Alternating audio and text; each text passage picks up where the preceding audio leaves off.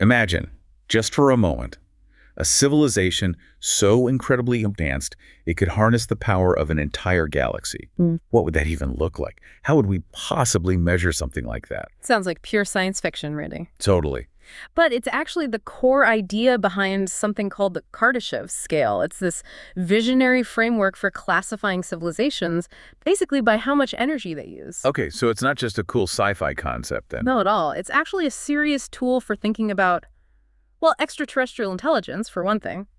But maybe more importantly, for us, for humanity, it kind of lays out a potential roadmap and highlights some pretty daunting challenges ahead. Right, so in this deep dive, we're going to unpack that scale. We'll look at where the idea came from, figure out where we stand on it right now. And explore how scientists imagine even more advanced types of civilizations. Plus, the whole search for them, you know? Exactly. Yeah. And really dig into the big questions it raises about our own future path.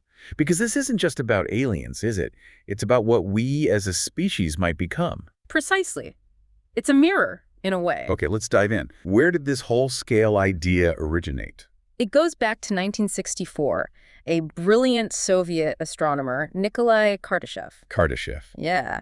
He presented it in a paper basically defining a civilization by its functional ability to gather and use energy. It's built on this idea that, you know, as you advance, your energy needs just skyrocket. Makes sense. More tech, more power needed. Exactly. And he didn't just propose one level. He laid out these three huge categories, these pillars of power. Okay, so what's the first one?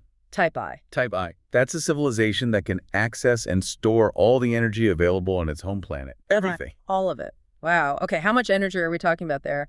And like, how do we compare? Well, Kardashev's initial estimate was around 4 times 10 to the 12 watts, so 4 trillion watts. Trillion. But to put that in perspective, the sun hits Earth with something like 2 times 10 to the 17 watts. That's 200,000 trillion watts. Our total global consumption in 2020, around 20 trillion watts. So Type I is way beyond us still. They've truly mastered their planet's energy budget. Completely. They're managing a staggering amount of power. And then you jump to Type 2. What does that look like? Type 2 is where a civilization can directly consume its star's entire energy output.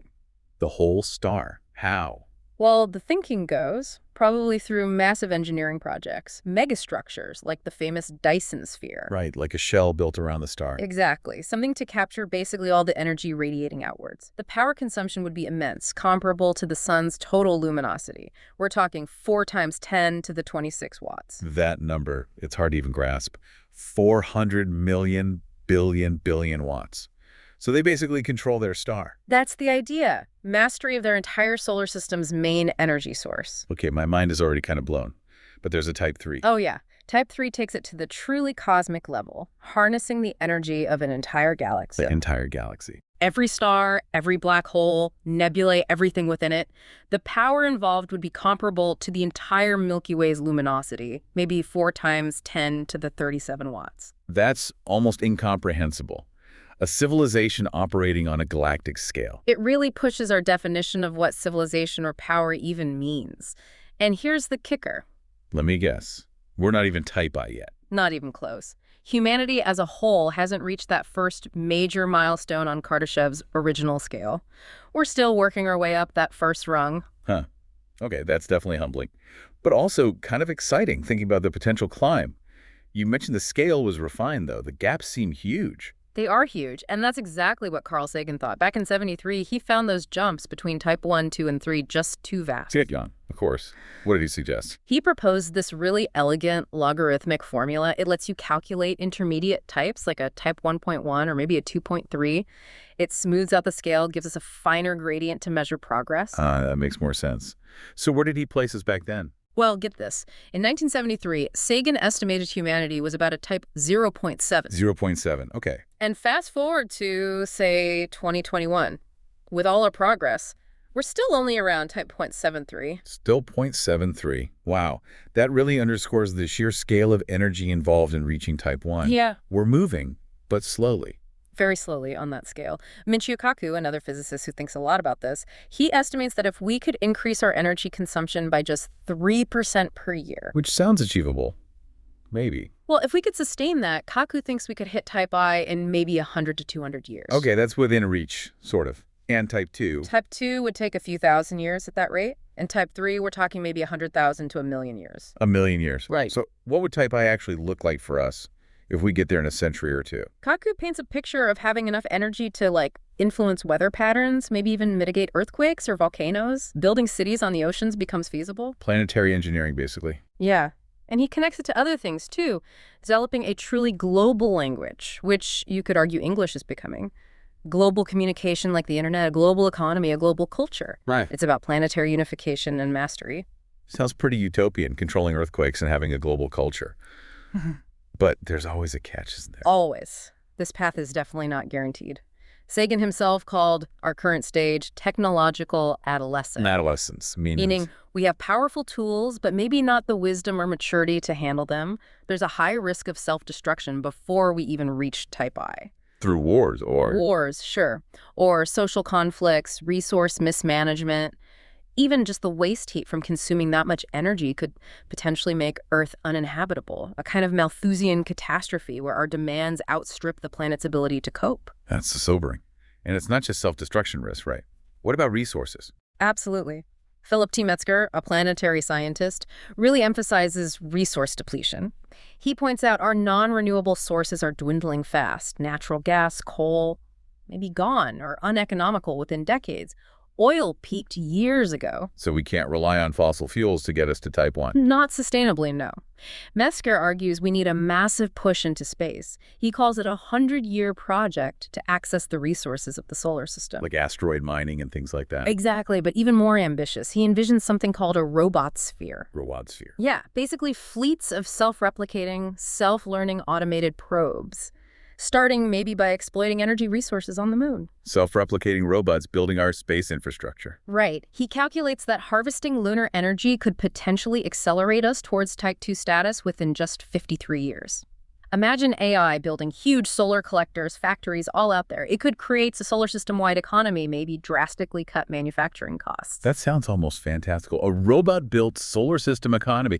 Are there major catches? Beyond just the immense technical challenge. Well, yeah, the sheer scale of coordination needed, the foundational AI and robotics, it's far beyond us now. And controlling such autonomous systems, that's a whole other can of worms. But his point is, we have to think on that scale to survive and thrive beyond Earth. Okay, so even reaching Type 1 is tough. Type 2 requires massive space efforts, and Type 3 is galactic.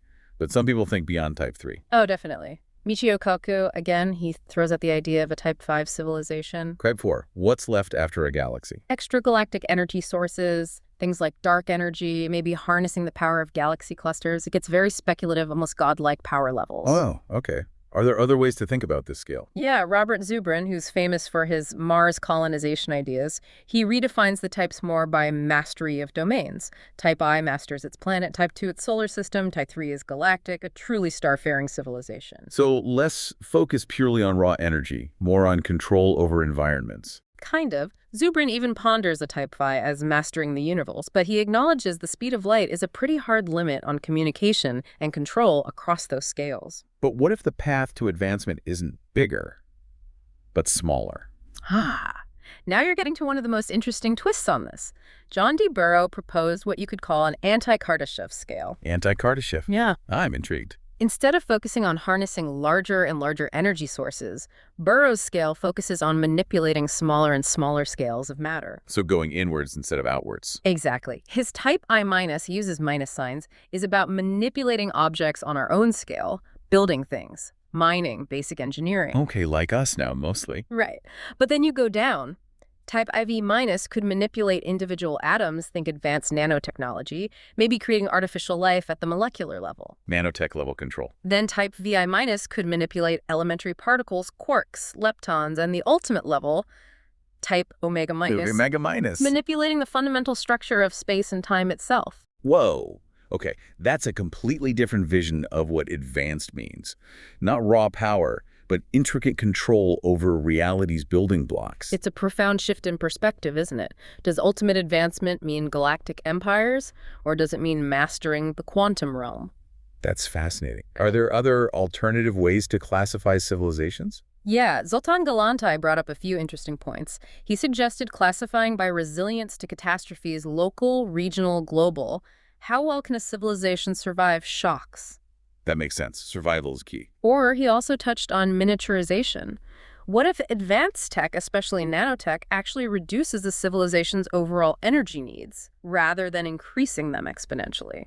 So maybe the Kardashev scale's core assumption, ever-increasing energy, is flawed. It's possible. Galante also reminds us that Kardashev's scale came from a specific scientific era. Remember CTA 102, that radio source they thought might be type 3? Yeah, you mentioned it turned out to be a quasar. Right.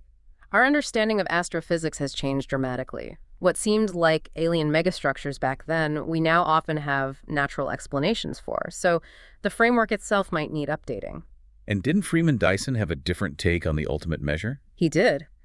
Dyson argued that in an open, expanding universe, maybe intelligence itself is the key parameter for long-term survival, not just energy.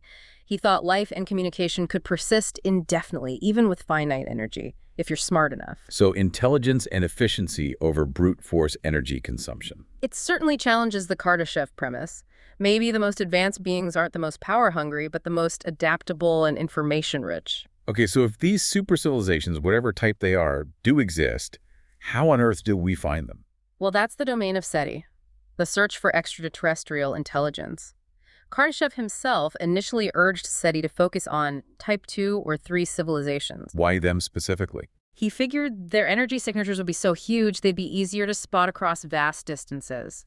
He thought type I civilizations, confined to their planet, might be too faint or their signals too weak for us to detect easily. And he actually looked for them himself. Yeah, back in the 60s, he studied radio sources like that CTA 102 object, hoping it was artificial. Turned out to be natural, but the search was on. So how has the search evolved since then? Are we still just listening for radio signals? Listening is still a big part, but the search has broadened. We're looking for what's called astrotechnical leakage. Basically, any observable byproduct of advanced technology or actual megastructures. What kind of leakage or signs? Things like intense radiation and unusual wavelengths, maybe waste heat, or signals that are perfectly monochromatic or strictly periodic in a way that natural sources aren't, or even weird patterns in a star's light spectrum. Like if something was absorbing specific frequencies. Potentially. Or think about those Dyson spheres again. How would you actually spot one? Well, if it's blocking the star's light, Yay! maybe the star would look dimmer than it should. Exactly. A significant, maybe even irregular dip in the star's brightness could be a clue, or because the sphere itself will get warm from absorbing all that energy. It would glow in infrared, like waste heat. Precisely. A strong infrared signal where you wouldn't expect one. Then there are even more exotic ideas, like Shkadov thrusters. Shkadov thrusters. What are they? Hypothetical megastructures designed to reflect a star's radiation in one direction, effectively turning the entire star system into a giant engine to move it through the galaxy. Move an entire star system. Seriously. Theoretically, imagine detecting a star that's actively changing its trajectory, moving off its predicted course through the Milky Way. That would be undeniable evidence of something extraordinary. Undeniable and absolutely jaw-dropping. What about looking for older signs, like cosmic ruins? That's called cosmic archaeology, searching for the relics of ancient, maybe long-dead civilizations. How would you even do that? Looking for things like unusual concentrations of radioactive isotopes that might suggest past nuclear activity, or maybe strange isotopic ratios in stars that could have been altered by technology, finding the faint fingerprints of intelligence from millennia ago. Oh, okay, so we have all these potential ways to look, which brings us right back to the big, awkward question, the Fermi paradox. Yes. Where is everybody? If the universe is so old and vast, and life could arise and develop into these advanced types, why haven't we seen any clear, unambiguous signs? It's the great cosmic silence. Kardashev himself had thoughts on it. He suggested maybe we just haven't gathered enough information yet, or the distances are simply too immense. Or maybe super civilizations follow some kind of ethical code, like a prime directive, not to interfere with developing worlds like ours. The zoo hypothesis, kind of. Sort of. Other ideas. Maybe civilizations inevitably self-destruct before they get that advanced. That was Joseph Shklovsky's rather pessimistic view. Or perhaps they don't expand outwards indefinitely. Maybe they converge, becoming incredibly dense, localized concentrations of intelligence, like cosmic cities, rather than sprawling empires. So they stay home, essentially. Or focus inward. Kardashev even floated the idea that maybe highly advanced civilizations lose interest in exploration, or maybe there's a limit to the useful information in the universe, so endless expansion isn't necessary or even desirable. Perhaps they just plateau or turn inwards. That's a strange thought, reaching the pinnacle and just stopping. It challenges our assumptions about progress always meaning expansion. Now, this whole Kardashev concept, especially the exponential energy growth part, it's not without its critics, right? There are some fundamental assumptions being questioned. Absolutely. A big one is that assumption of endless exponential energy growth. If you actually track humanity's energy use per person, it often follows more of an S-curve, a logistic curve. Meaning it levels off. Yeah, for each major technological innovation, energy use jumps, but then it tends to saturate or level off. It suggests growth might be limited, not infinite. Okay, that's a major challenge to the higher Kardashev types. It is. And think about those powerful omnidirectional beacons Kardashev first envisioned SETI looking for. They would be incredibly wasteful energy-wise. Right. Why shout in all directions if you only want to talk to one plate? Exactly. Advanced civilizations might use highly directional signals, maybe intermittent ones, just laser-focused communication. Much more efficient, but also much, much harder for us to accidentally stumble upon. So they might be talking, just not in a way we can easily overhear. Could be. Then there's that chilling great filter idea again. Lewis Fry Richardson, looking at the history of human conflict, estimated our species' violent tendencies make surviving much beyond maybe 1,000 years. Pretty unlikely. So self-destruction is a filter we might not pass. That's grim. It's a hypothesis based on our own behavior, of course. But it highlights the challenge. And it connects to sustainability, too.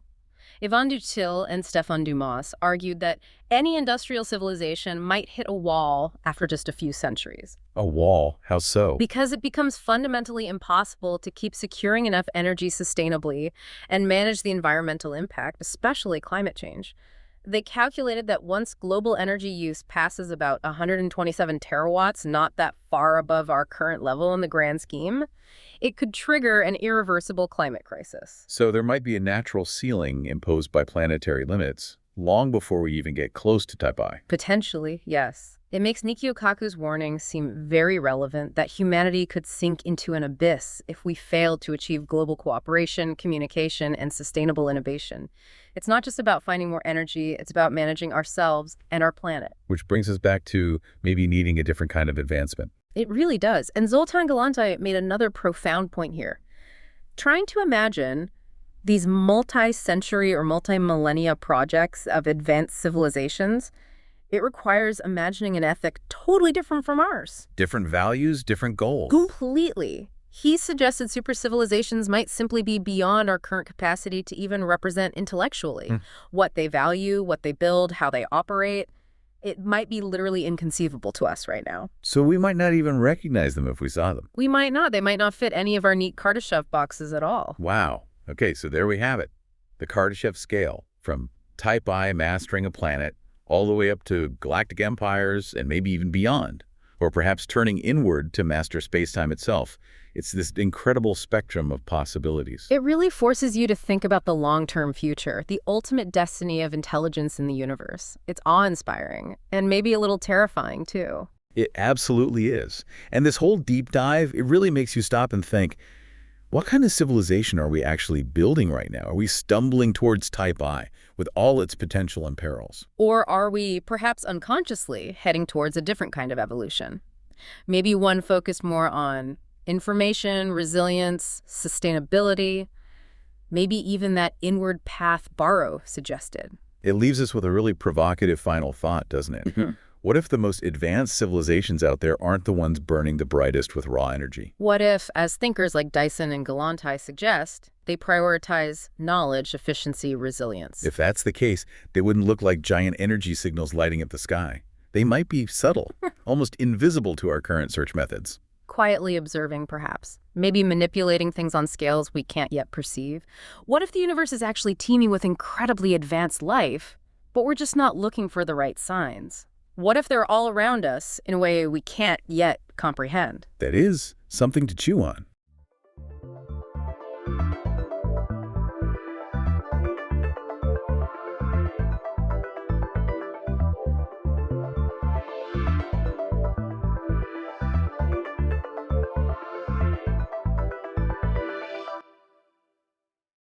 Okay, let's unpack this 5G thing. It's a term that's, well, it's practically everywhere now, isn't it? It really is. Faster phones, next-gen tech. The future of connectivity, they say. Hmm. But if we kind of strip away the hype for a second, what really is 5G? I mean, what does it truly promise? And maybe what are the surprising challenges or even threats it carries? That's the core question. Today, we're doing a deep dive into the world of 5G. We've got a stack of sources covering everything from the tech marvels to, yeah, some of the bizarre controversies, too. Mm-hmm. Our mission here is simple. Give you a shortcut to being genuinely well-informed, cut through that noise, and find the really important nuggets. And what's so fascinating, I think, is that 5G isn't just, another small step up from 4G. Mm-hmm. It really represents a fundamental shift in how we even think about connectivity and what it can do. Right. Our sources, they highlight this incredible potential, almost science fiction stuff sometimes, but they also lay bare some significant hurdles. Hurdles like? Oh, technical limitations, definitely, but also these deeply entrenched societal concerns. Okay, get ready for some aha moments then, because this deep dive is going to show why 5G is so much more than just a speed boost for your phone. We'll get into the unexpected applications and, yeah, try to unravel some of the weird misinformation floating around. There's quite a bit of that. So let's start right at the beginning. What exactly is 5G, fundamentally? Okay, so at its core, it's the fifth generation of cellular network technology. Follows 4G, obviously. And it's been rolling out more or less globally since about 2019. But just saying 4G but faster, that doesn't really cut it, does it? Not at all. That's a massive understatement, actually. If you step back and look at the bigger picture, the key improvements are pretty profound compared to 4G. Our sources point to, first, speed. Theoretical peak download speeds could hit 10, maybe 20 gigabits per second, GBPs. Which is roughly? Or 10 times faster than 4G, potentially. But exactly. So, for example, average 5G speeds were clocked at 186 megabits per second in the U.S. by T-Mobile. And over in South Korea, back in May 2022, they were hitting an impressive 432 Mbps. So it's definitely faster in practice. Okay, that's a serious jump. But you said it's more than speed. What's the real game changer here? Indeed. This is where it gets really interesting for a lot of the transformative applications. Latency. Latency, the delay. Right. 5G offers substantially lower latency. We're talking near instantaneous communication. Think ideal air latency. That's the time just through the air, around 8 to 12 milliseconds. Wow. And if you add edge servers close to the towers, the total round-trip time can drop to about 14 milliseconds. That's incredibly fast. Faster than human reaction time. Faster than your brain registers seeing something, basically. So for critical stuff, remote surgery maybe, or a self-driving car, making split-second choices, this isn't just fast, a whole new level of control. A new paradigm, you called it. Exactly. And beyond speed and latency, capacity. 5G networks are designed for something like a 100-fold increase in network capacity and efficiency over 4G. So handling way more devices at once. Vastly more. And another crucial point. Yeah. Unlike the old days with competing standards, there's one global unified 5G standard. It's called 5G New Radio, or 5G NR. Okay, so near instantaneous is actually real, not just marketing fluff. That's genuinely remarkable. What kinds of things does this low latency and massive capacity actually open up for us, for you listening, beyond just a faster phone? Yeah, and this brings up a critical point. Why should you care about all this? The International Telecommunication Union, the ITUR, they actually define 3 main application areas for 5G. And interestingly, only one is really fully deployed in most places right now. Okay, what are they? First is Enhanced Mobile Broadband.EMBB. That's the faster connection we usually think of. The one for streaming 4K video, downloading big files fast. Precisely. Especially useful in crowded places like stadiums or concert halls where 4G would just bog down. Right, but you said there were 3. What else? Then we get into the really transformative stuff. Ultra-reliable low-latency communications, or URLLC. Okay, that sounds serious. It is. This is for mission-critical applications. Things where an interruption, even a tiny delay, could be, well, catastrophic. Like what, for instance? Think controlling industrial robots on an assembly line with perfect precision. Or managing a smart power grid in real time. The stakes are incredibly high there. Got it. And the third? Massive Machine Type Communications, MMTC. This one is designed to connect Literally billions of IoT devices. The Billions. Internet of Things devices. Yeah, everything from tiny sensors in a smart city monitoring air quality or traffic flow to automated systems in farming or even just the smart utility meters in your house. Okay, this is where those unexpected applications really start to shine, painting a picture way beyond just smartphones. Like digital twins, I read about this, creating real-time virtual models of physical things. Exactly. Imagine a huge offshore wind turbine. Instead of sending engineers out in dangerous conditions, you have a perfect virtual copy running in parallel, fed by real-time sensor data over 5G. You can monitor it, analyze it, predict failures. All from shore. That's huge for safety and efficiency. Absolutely. Then there's public safety. Think enhanced push-to-talk video data for emergency responders.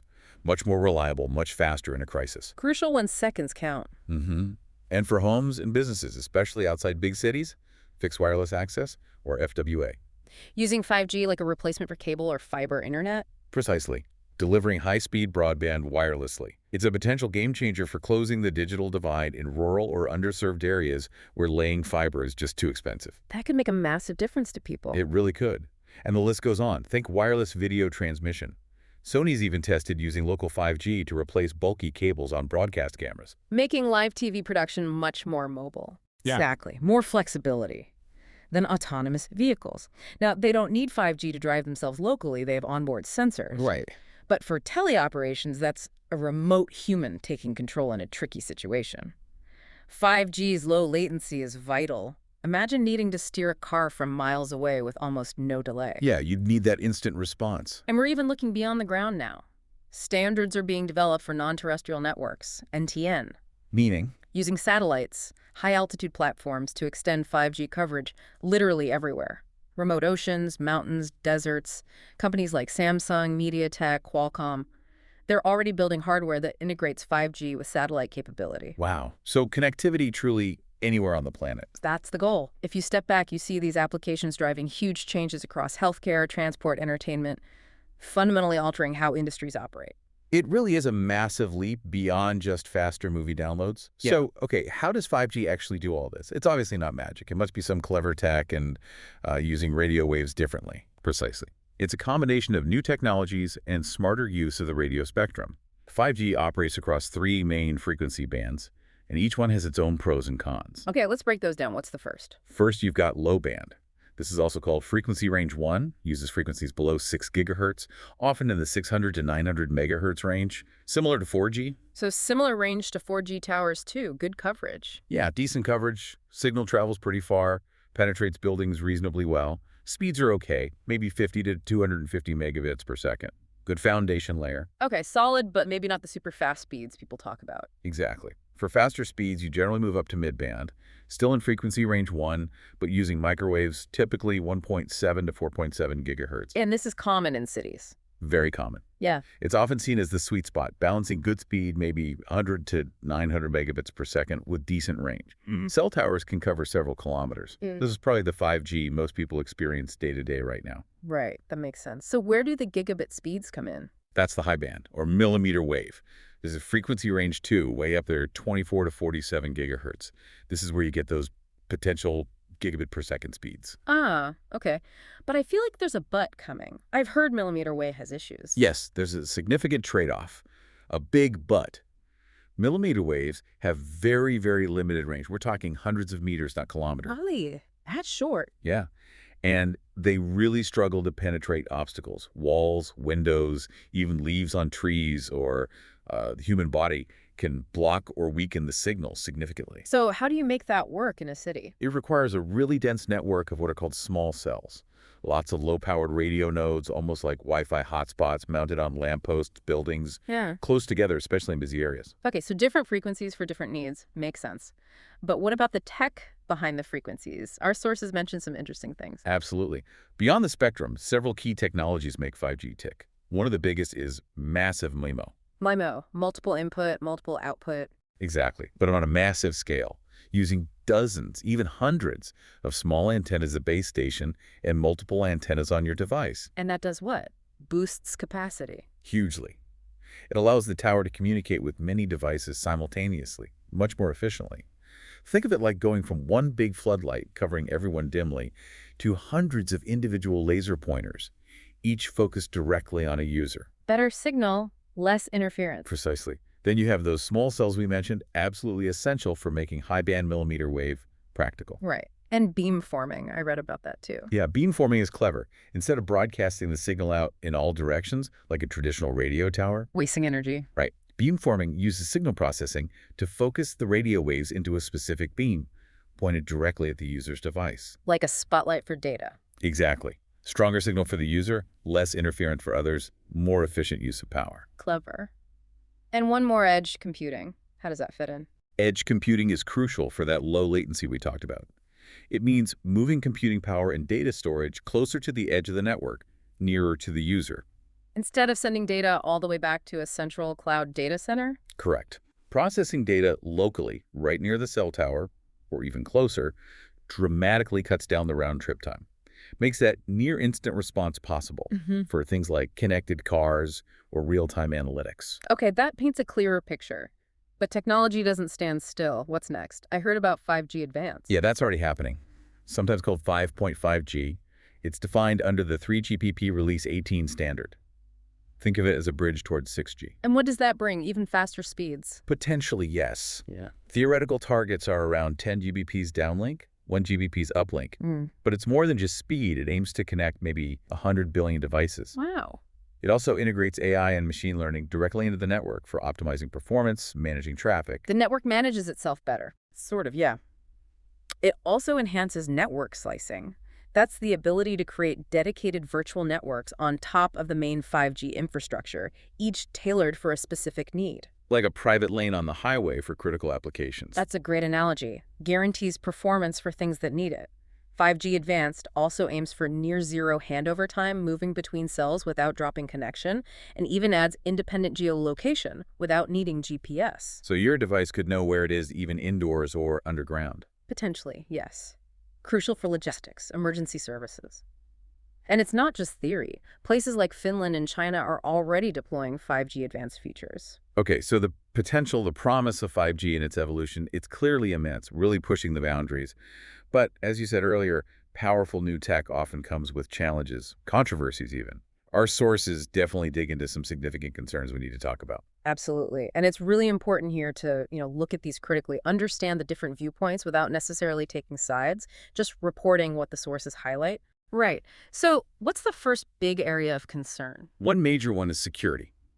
With billions, eventually maybe trillions, of IoT devices connecting everything from your fridge to industrial sensors, the potential attack surface for cyber attacks just explodes. More devices mean more ways for bad actors to get in. Exactly. More potential vulnerabilities for things like distributed denial of service, DDoS attacks, where attackers overwhelm a network with traffic from compromised devices. And there are geopolitical concerns too, right? The whole Huawei issue. Yes, very significant geopolitical dimensions.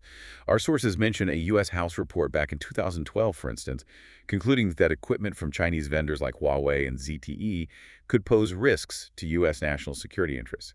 This led several countries, US, UK, Australia, others to restrict or even ban the use of their equipment in critical 5G networks. Why? What was the specific concern? Concerns about potential state-sponsored espionage, backdoors in the equipment, or the ability for a foreign government to disrupt or shut down networks in a conflict. There was also the Clean Network Initiative, pushed by the U.S. State Department, aiming to create an alliance of countries using only trusted vendors, citing data privacy and security threats from, quote, authoritarian, malign actors. Okay, so serious security and geopolitical implications. What else? You mentioned hurdles earlier. Another complex area, one that's generated a lot of headlines, is electromagnetic interference. Interference with other important systems. Yes, a major concern involves weather forecasting. Some 5G frequencies, particularly around the 24-26 gigahertz band, are worryingly close to frequencies used by satellites to monitor water vapor in the atmosphere. And water vapor data is critical for weather models. Absolutely critical. The acting head of NOAA, Neil Jacobs, testified to the U.S. Congress in 2019 that interference from 5G emission signals leaking outside their assigned band could degrade weather forecast accuracy by as much as 30%. 30%? That's huge. Could that mean missing major storms? He specifically raised the possibility of impacts similar to if forecasting had been degraded back during Superstorm Sandy. International bodies like the World Meteorological Organization, the WMO, have been debating safe emission limits. Atmospheric scientists generally argued for much stricter limits than some regulators initially proposed, warning that the current international standard might not be protective enough. That's a serious worry, and it's not just weather, right? Aviation also had issues. Yes, particularly in the U.S. The aviation sector raised alarms about 5G operating in the 3.7 to 3.98 gigahertz band, potentially interfering with aircraft radar altimeters. Altimeters, the things that measure height above ground for landing. Exactly. They operate nearby between 4.2 and 4.4 gigahertz. The concern was mainly with older altimeters potentially being susceptible to interference from powerful 5G signals near airports. Did this cause actual problems? It did. It led the FAA, the Federal Aviation Administration, to ask AT&T and Verizon to delay rolling out 5G near about 50 major airports in early 2022.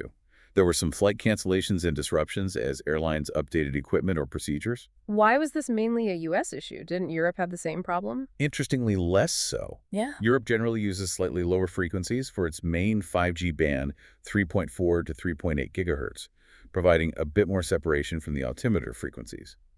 It really highlights how complex and sensitive spectrum allocation is. Wow. Okay, so security risks, interference risks. What about the hype factor? Some sources question if 5G is maybe overhyped. That's definitely a thread in the discussion. Is the individual customer experience going to be as dramatically changed as some of the marketing suggests? Or is a lot of the improvement maybe being misattributed to 5G when it's just general network upgrades? Right. And is the focus too much on, slightly faster downloads for consumers rather than the truly revolutionary potential in IoT or industrial uses or solving that last mile internet access problem with fixed wireless access? It's a fair question. Who benefits most and when? It leads us neatly into perhaps the most visible and often disturbing aspect of 5G's challenges: misinformation. Ah, yes.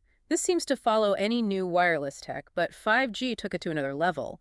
Let's start with health concerns. There's a long history of public anxiety about radio waves, going back to power lines, then mobile phones. And 5G got hit with rumors about causing cancer? Yes, but that's widely considered a myth by the scientific community. In fact, experts point out that the high-frequency millimeter waves used for the fastest 5G are non-ionizing radiation. They're actually less able to penetrate the body than lower frequencies. So they can't even reach internal organs? Generally, no. They're mostly absorbed by the skin. Official health organizations worldwide maintain that 5G, operating within established safety limits, poses no proven health risks. But the fear spread anyway. It did. Fueled by some questionable studies, maybe some deliberate propaganda sources. Mention RT America, for example, linking 5G to various illnesses. And this fear had real consequences. Some local governments, places like Brussels, Geneva, parts of the UK, actually paused or halted 5G deployments specifically because of public radiation concerns, despite scientific consensus. A real case of fear over fact, then. Absolutely. But perhaps the most alarming and frankly bizarre misinformation linked 5G to the COVID-19 pandemic. Oh, I remember this. Utterly baseless conspiracy theories. Completely discredited. Theories claiming 5G radiation somehow caused COVID-19 or weakened immune systems making people susceptible. Scientifically impossible. Viruses cause COVID-19, not radio waves. But these theories spread like wildfire online. Tragically, yes. And they led to real-world violence. Dozens of arson attacks on cell phone masts across Europe, the UK, and elsewhere. People actually setting fire to critical infrastructure based on these conspiracies? Yes. Damaging communication networks that people, including emergency services, rely on. The World Health Organization had to issue specific mythbusters to combat these dangerous claims directly. There's a stark example of how damaging misinformation can be. So, wrapping this all up, what does this mean for you listening right now? We've gone from 5G's incredible speeds and potential to transform industries like transport and healthcare with things like autonomous vehicles and digital twins, all the way to heated debates about national security, worries about interference with crucial systems like weather forecasting and aviation safety, and then this wave of misinformation, even leading to violence. It's clear 5G is a technology with really profound, really complex implications. Absolutely. If we step back, connect it all, 5G is undeniably a powerful engine for progress. It offers unprecedented opportunities across almost every sector imaginable, but realizing that potential responsibly, that depends entirely on how we as a society navigate these complexities. Meaning we need to address the legitimate concerns, security, interference with solid science, and careful planning. Exactly. And at the same time, combat the unfounded fears, the misinformation, with accurate, clear communication. It's a balancing act. We've taken you from the promise to the problems and tried to cover everything in between. But maybe here's a final thought for you to mull over. Given these incredible advancements, 5G offers enabling smarter cities, maybe even remote surgery one day, but balancing that against the real technical hurdles, the spectrum fights, the security worries, and this alarming rise of conspiracy theories. How do we collectively ensure this powerful technology gets rolled out responsibly? How do we make sure it's understood accurately, used for everyone's benefit, without falling victim to either hype or fear?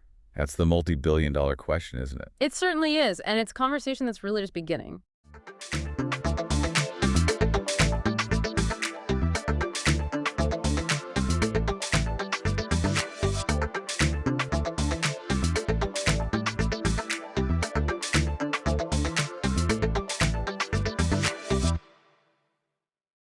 Welcome to The Deep Dive, where we take your sources and really dig into them, find those hidden gems you never knew you needed. Today, we're plunging into a story so iconic, you probably feel like you know it backwards and forwards. The Phantom of the Opera. But trust me, there are layers here, things you probably haven't heard that will genuinely surprise you. Exactly. And for this deep dive, we're working from a pretty comprehensive overview from Wikipedia. We're focusing specifically on Gaston Leroux's original 1910 novel. The source material itself. Right. We'll look at its history, try to unravel the plot, which is quite intricate, examine the characters, the themes that kept popping up, and then track its incredible journey through, well, countless adaptations. Okay. Our mission really is to get past the famous stage shows and the movies and explore the chilling, complex, and actually quite human heart of Leroux's original Gothic horror story. Right, so that's the goal for you listening. Yeah. Basically a shortcut to getting properly informed about this foundational text. It's full of surprising facts, insights. It might actually change how you see the Phantom altogether. Yeah. So, okay, let's unpack this. What is it about this original telling that makes it so uniquely powerful? And how much of what we think we know actually comes straight from Leroux? So let's start with the author. Who was Gaston Leroux? The man who cooked up this story that just lasts. My understanding is he didn't exactly start out wanting to be a novelist. No, you're right. His early life was quite something. He did initially train as a lawyer, but let's just say he had a bit of a gambling problem. Oh, really? Yeah, he apparently lost his entire inheritance at the tables, which, forces a career change. I guess so. So he became a reporter, a really well-regarded one, actually, for Lesher de Perry. He covered, well, everything, drama critiques, big court cases. Okay, so he saw a lot. Definitely. And that sharp journalistic eye, combined with a real fascination for detective stories. You know. He loved Poe, Arthur Conan Doyle. That clearly fed into his writing later on. Makes sense. He actually wrote The Mystery of the Yellow Room, which is a classic locked room mystery, before Phantom. It's fascinating how that, practical investigative background sort of seeped into this really fantastical story. Yeah, that connection, his real-world stuff feeding into the novel, that feels really key. It makes you wonder how much of that eerie authenticity comes from him grounding it in real places, real events. That's a critical point. The setting, the actual Paris Opera House, the Palais Garnier, it's not just a backdrop, it's almost a character itself. Right. Leroux deliberately anchored this, fantastical tale in some very tangible reality. That's absolutely crucial to why it still works so well. He was apparently really drawn to actual historical incidents. There was this genuinely terrifying fire in the Opera House roof back in the 19th century. A real fire. Yeah, and during a performance, a counterweight for the huge chandelier actually crashed down, killed one person, injured others. Wait, so the famous chandelier crash, Yeah. that's not just dramatic license for the musical, it's based on something that actually happened. Precisely. That real accident plus all these persistent rumors about a ghost haunting the place, well, that was fuel for Leroux's imagination. Wow. And it gets even better. The novel talks about this underground lake beneath the opera house. Yeah, I remember that part. Well, that's not entirely fiction either. It's this enormous cistern, like a massive water tank that's still there today. And get this, firefighters actually use it for training. They swim around in the dark under the building. No way, that's incredible. Isn't it? Leroux just masterfully blurred those lines between fact and fiction. It gives the whole story this unnerving feeling like, maybe it could happen. That really sets it apart. That detail about the lake, the fire, it makes you think, doesn't it?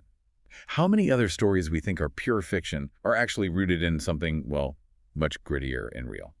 Okay, let's get into the plot itself, because like we said, most of us probably just know the adapted version. So what's the core story LaRue gives us? Set in the 1880s, Palais Garnier. Okay, so the basic setup is the opera house is being terrorized. There's this entity, people call it the Phantom of the Opera, or sometimes the opera ghost. Spooky. And things escalate when a stagehand, Joseph Bouquet, is found hanged, mysteriously hanged. Then we meet Christine Daae, young Swedish soprano, pretty much unknown. But suddenly her voice is just mesmerizing audiences. Okay. And then there's Vicomte Raoul de Chamy. He was Christine's childhood friend, maybe sweetheart, and he sees her perform and is instantly smitten all over again. So the classic love triangle, that's there right from the start. And Christine's sudden amazing voice. How does LaRue explain that? Well, Christine herself credits it to the angel of music.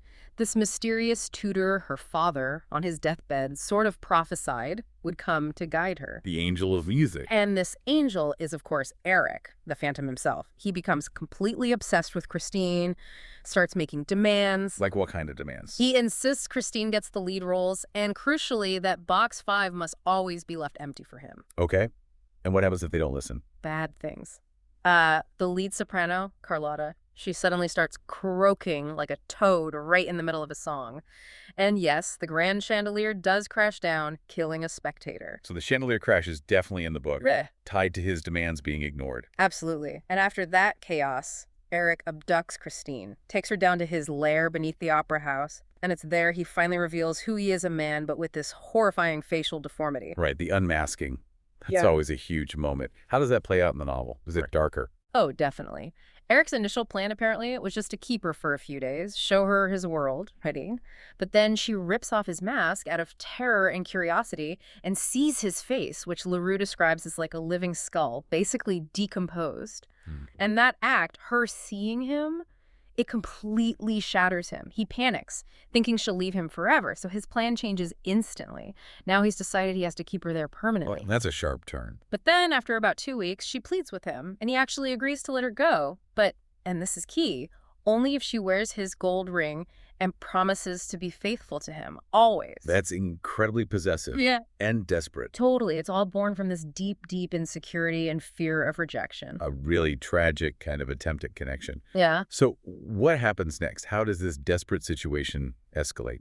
Well, Christine is understandably traumatized. She goes to Raoul, finds him on the opera house roof, and pours her heart out. She makes him promise he'll take her away, protect her, even if she seems to resist later on. And Eric is there, hidden. He overhears the entire conversation. Oh, no. Yeah, that just fuels his rage, his jealousy. It basically sets up the final huge confrontation. And that climax, I understand, it involves another abduction, right? During a performance of Faust. Yeah. And he's got explosives. Exactly. He snatches her right off the stage during Faust, takes her back down to the lair and gives her an ultimatum. Marry him, or he uses explosives he's planted to destroy the entire opera house, killing everyone inside. Talk about high stakes. That's intense. How do Raoul, and you mentioned the Persian earlier, how do they get involved in this final showdown? Right, the Persian. He's this mysterious figure. Turns out he knew Eric from way back, from Eric's time in Persia. He knows Eric's tricks, his passages. So Raoul, guided by the Persian, bravely follows Eric down into the lair. Okay. But they quickly get trapped by Eric in this horrible mirrored room, basically the torture chamber he designed. And then Eric reveals his final threat. He's got gunpowder stored, and unless Christine agrees to marry him right then and there, he'll flood the chamber and drown both Raoul and the Persian. So she has to choose, him or them. Yes. And under that immense pressure, seeing Raoul and the Persian suffering, Christine reluctantly agrees. She says yes. She sacrifices herself. Wow. How does Eric react to that? I mean, he gets what he wanted, sort of. What happens to Raoul and the Persian? This is maybe the most human moment for Eric in the whole book. Christine's desperate plea for the other men's lives, and then she says something like, poor unhappy Eric, and that compassion, it breaks through to him. Really? Yeah. He releases Raoul and the Persian from the torture chamber. Then, when he's alone with Christine, he does something extraordinary. He lifts his mask voluntarily, just for her, and kisses her on the forehead, and she kisses him back. Whoa. And he confesses this heartbreaking thing, that he's never been kissed before, and not once, not even by his own mother, who apparently recoiled from him. This single act of kindness, of human connection, it completely undoes him. LaRue describes him as like a dog ready to die for her. That's incredibly Big and sad. It is. He tells Christine that he's dying of love. He makes her promise two things: that she'll come back when he's dead, bury him, and return his gold ring. And he asks the Persian to tell the newspapers he's dead. Then he lets Raoul and Christine go. He just lets them go. He does. Christine does eventually go back to his lair after he dies, finds his body, and buries him as she promised. And then she and Raoul leave Paris together, basically elope, and are never heard from again in this story. That ending is so much more intimate and tragic than I think a lot of the adaptations portray. Yeah. It really paints Eric as this deeply human, profoundly broken figure, not just, a monster. Exactly. It grounds him in this unbearable loneliness and suffering. Okay, let's dig into these characters a bit more then. We've got Eric, Christine, Raoul. Yeah, Eric is definitely the gravitational center, right? And LaRue gives him this whole tragic backstory, mostly in the epilogue. Born deformed, son of a builder, ran away from home in Normandy. Then he travels extensively through Europe, Asia. He basically schools himself in all sorts of things: circus arts, magic, illusion architecture. He even builds these elaborate trick palaces for rulers in Persia and Turkey, full of hidden passages and traps. So that's where he got those skills? The trapdoors, the illusions? Precisely. It explains his almost supernatural abilities. They're not magic. They're born from incredible talent, practice, and engineering genius honed over years of being an outsider. So he wasn't just born a genius architect or whatever. No. He learned it all through this really hard, lonely life experience. Exactly. And then he comes back to France. And here's the crucial bit. Yeah. He actually gets involved as a subcontractor in building the foundations of the Palais Garnier itself. So he knew the building from the ground up, literally. Literally. And that's when he secretly built his lair. All the hidden passages, the mirrors, the mechanisms that allowed him to move around unseen, spy on people, become the opera ghost. It's brilliant, sinister engineering, not the supernatural. That makes so much more sense of how he pulls everything off.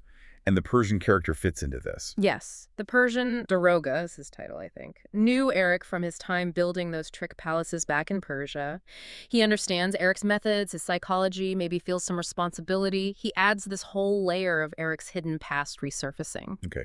And what about Christine and Raoul? Yeah. In the adaptations, they can sometimes feel a bit, flat. Does LaRue give them more depth? He does. Definitely nuances that often get lost. Christine isn't just a passive damsel. Yes, she's terrified, but she also shows real empathy, real courage, especially in that final scene with Eric. The kiss. Exactly. That act of kissing him, giving him the one thing he'd never known, that's incredibly powerful. It's her asserting her own humanity, her compassion, even in the face of this monster. And Raoul, while he's the young hero, he's not perfect. LaRue shows him as maybe a bit impetuous, maybe a bit naively possessive sometimes. Right. He represents this sort of safe, normal path. Yeah, the conventional love. But LaRue contrasts that with Christine's much more complicated feelings, her pity and understanding for Eric's darkness. It's not just black and white. Okay, this is where it gets really interesting for me. The themes. What are the big ideas LaRue is wrestling with here that make it more than just a scary story? Well, connecting all this together, LaRue weaves in some really powerful themes that I think explain its lasting appeal. First, obviously, music. It's absolutely central. More than just the setting. Oh, yeah. It works almost as a foreshadowing device. Like, LaRue uses the dance macabre, that medieval idea of death leading everyone in a dance. Right. He brings that up in a gala scene, and it directly points towards the later, very grim graveyard scene where Eric plays his violin like death himself. But beyond plot stuff, music is the core of Eric and Christine's bond. He's her angel of music, she's his protege. It's this intense shared passion that connects them, almost bypassing his appearance. And given LaRue's background writing mysteries, the mystery element must be strong too. Definitely. The novel starts like a mystery. There's a narrator, almost like a detective, trying to piece together who the Phantom is, what he wants. But what's interesting is, that's almost a bit of a facade. How so? Because it shifts. It becomes less about solving a crime and more of a gothic romance, which leads straight into the next big theme, gothic horror. Okay, yeah. How does Eric fit with other gothic figures? LaRue puts him right up there with Frankenstein's monster, Jekyll and Hyde, Dorian Gray, Dracula. Eric's got the hidden torture chamber, the lair beneath the opera house. There's even mention of chapel walls lined with human bones. Yikes. Yeah. The book hits all the gothic notes. Yeah. dark and tempestuous, ghosts, madness, revenge, superstition. And even though Eric is, just a man, his deformity, his violence, his ability to appear and disappear, it gives him those ghost-like qualities. He embodies the monstrous. So he's a human monster, maybe one created by how people treated him? That's a huge part of it, yes, a product of rejection and his own choices. Which leads us naturally to the romance, because that's what most people remember, right? But LaRue's version is way more complex. How so? The love triangle. It's crucial, but it's psychologically deep. Raoul is the familiar childhood love. He represents safety, security, a kind of wholesome Christian marriage. The normal life. Okay. Eric is the total opposite. Dark, ugly, and dangerous. He's the forbidden love. But here's the key. Christine isn't just drawn to him because he's her music teacher. She feels this profound pity for him, for his loneliness and darkness. So it's not just fear or obsession, there's compassion mixed in. A huge amount of compassion, and that complexity, that exploring pity alongside terror that elevates the romance way beyond a simple good versus evil story. It digs into loneliness, obsession, and the power of empathy. It's no wonder this story keeps getting told. But how did people react back then? When it first came out, I sort of assumed it was, obscure until the movies hit. That's what a lot of people think, but actually, no. Recent research shows Phantom did pretty well when it first came out in France. Good reception, decent sales. LaRue was already known for his mysteries, so he had credibility. Huh. Interesting. There was this interesting review in the New York Times in 1911, though. The reviewer seemed kind of disappointed that the Phantom turned out to be just a man. Suggests maybe some readers wanted something more supernatural. Expectations, right? Exactly. But a huge factor in its early spread was serialization. It was published in installments in French, American, British newspapers that made it super accessible. And that's how it caught the eye of Universal Pictures. Ah, okay. And that leads us to the adaptations. The 1925 Lon Chaney movie is just legend. It's a horror classic. What's the story behind getting that version made? Well, even before the Chancy film, there was apparently a German silent film in 1916, but it's lost now, sadly. Wow, didn't know that. The 1925 Universal film, though, that production was dramatic in itself. It actually went through different directors, major re-edits, because the first version, which apparently tried to mix dark romance with comedy, audiences hated it. Comedy. That seems odd. Doesn't it? It was only after they brought in people like Maurice Pivar and Lois Weber to basically retool it, steer it back towards the novel's dark romance and horror, that it finally clicked and became the hit we remember. So even back then, they were wrestling with how to capture LaRue's unique blend of genres. Which brings us, inevitably, to the big one. Andrew Lloyd Webber's musical from 1986. Just a global phenomenon. Absolutely monumental. Longest running show ever on Broadway, right? 35 years, finally closed in 2023, and second longest running in London. Incredible longevity. Lloyd Webber's goal, he said, was to create a major romantic piece, but still trying to honor the original book. Apparently, there was even some internal debate about whether to call it inspired by or based on LaRue's novel. And they went with inspired by in the end. Which maybe reflects the creative liberties taken, focusing heavily on the romance. But here's a fascinating little fact. Despite being globally famous and set in Paris, the musical has apparently never been professionally performed in France. Get out. Seriously, for a story so fundamentally Parisian, that's almost unbelievable. It is pretty ironic, isn't it? So, wrapping this up, what does it all mean? Our deep dive into LaRue's original novel really shows a story that's, far richer, darker, more unsettling than many people realize. It's this amazing blend of real history, complex mystery, and really profound emotion that just keeps grabbing people over a century later.